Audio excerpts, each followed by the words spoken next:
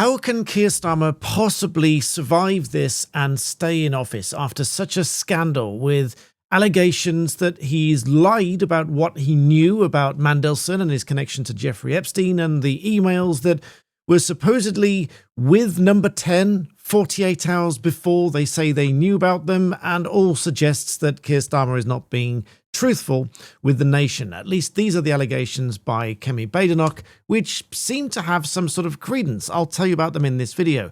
But as thousands and thousands of people gather together for Unite the Kingdom in London today, this has got to be one of the most nightmare weeks for Keir Starmer and this government, as Labour MPs are now turning on Keir Starmer, with even Clive Lewis saying that Keir Starmer's not up to the job.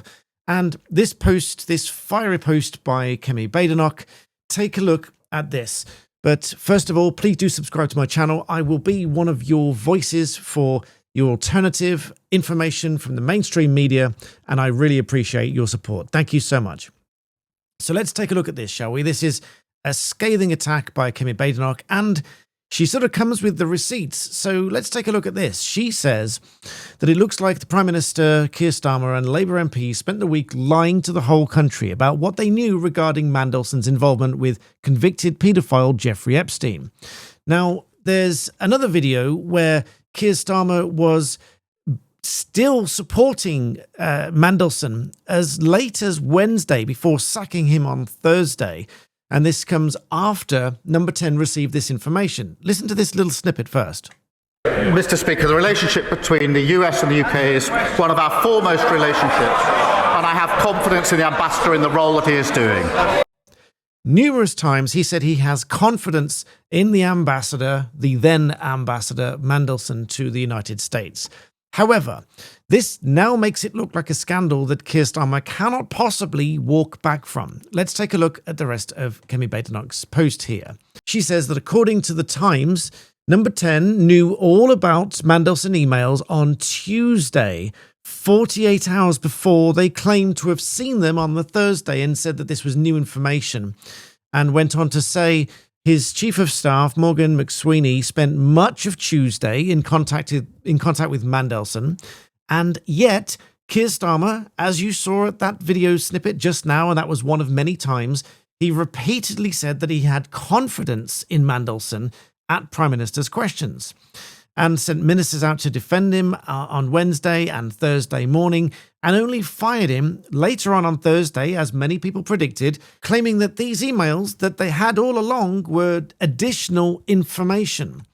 However, Keir Starmer goes on to say, if Number 10 had those emails for 48 hours before acting, it means he lied at Prime Minister's questions, and ministers lied again about new additional information. She says, these are yet more errors of judgment. The Prime Minister has very serious questions to answer. The only way to clear up is full transparency about who knew what and when. So to put this really simply, I find it absolutely implausible, incredible, meaning that it is just not possible that Number 10 could have had all of this information, these emails, the back and forth, the details of those emails, which I went into in my previous video, on the Tuesday, 48 hours before sacking him, claiming that this was additional information and that Keir Starmer knew nothing about it. I find, personally, my opinion is, I find that implausible, incredible, just not likely to be the truth, especially when he goes into Wednesday's Prime Minister's questions, answering these questions directly about whether he still supports Mandelson, directly whether he still has confidence in him, and all the while, these emails apparently were in custody of Number 10 in full detail, and only when they were leaked and published by the Thursday, then they decided to act and sack him. And this is not the only scandal for Mandelson either. In 1998, it's reported that he was forced into the first of his government resignations when it was revealed that he received a secret loan of £373,000 from his ministerial colleague Jeffrey Robinson. And if all of that isn't bad enough, he's apparently in line for a six-figure payout after Keir Starmer has sacked him over these leaked emails, as calls grow to kick him out of the House of Lords over his links to Jeffrey Epstein. Thus far, he's refused to give up his position in the House of Lords. And so, in short, Labour MPs seem to be turning on Keir Starmer, and this might be the start of his downfall. But speaking of people being in a certain position and saying things that are abhorrent and wrong, whilst I fight for free speech and people have the right to say whatever they wish, but they don't have the right to the freedom from consequences.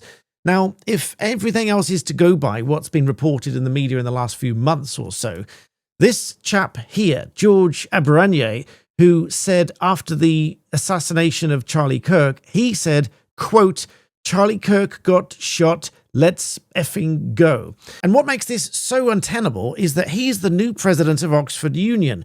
So much so that Oxford Union thought it necessary to put out a post distancing itself from his remarks and said as follows: "The Oxford Union would like to unequivocally condemn the reported words and sentiments expressed by the President-elect George Aberranier with regards to the passing of Charles Kirk.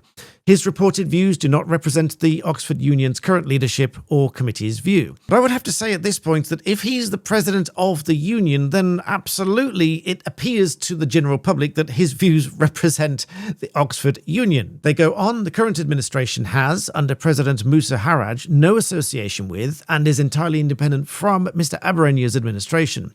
In alignment with the statement published by our society earlier today, we reaffirm our stance that the Oxford Union firmly opposes all forms of political violence and strongly stands by our commitment to free speech and considerate debate. We would like to reiterate that our condolences lie with Charlie Kirk's family, especially his wife and young children, who are enduring such terrible grief."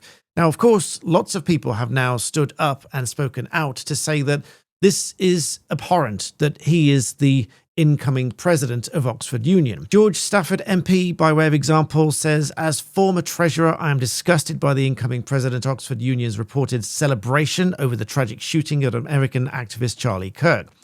I've written to the returning officer to demand urgent disciplinary investigation, even to the extent of writing on House of Commons notepaper. Dear returning officer, I write as life member of the Oxford Union and former treasurer.